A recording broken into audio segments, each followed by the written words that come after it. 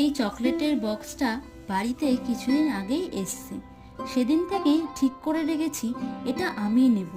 মা বা দিদার হাতে গেলে হয়তো মাছের বাক্স বা সুতোর বাক্স হয়ে উঠবে। আজ বক্সটা খালি হতে না হতেই নিয়ে বসেছি একটা নতুন রূপ দিতে। এই রকম বক্স আমাদের বাঙালিদের ঘরে ঘরেই দেখা যায়। তোমরা চাইলেও এই বক্সগুলোকে নতুন রূপ দিতে পারো। ফার্স্টে একটা হোয়াইট বেস করে নিলাম, তারপর নিজের মন মতন একটা কালার করলাম। আমাকে কালার করতে দেখে মা এসে বলে গেল, যাই করিস এটা আমার মাছের বাক্স হবে। তারপর কিছুক্ষণ পর দিদা এসে বলে গেল, শোনা মা, এটা আমাকে দিবি? তোমাদের সাথে কথা বলতে বলতে আমার কাজটাও প্রায় শেষের দিকে। আচ্ছা, তোমরা বলো তো এবার বক্সটা কেমন লাগছে? আজ তাহলে আসি, দেখা হচ্ছে নতুন কোনো ভিডিওতে।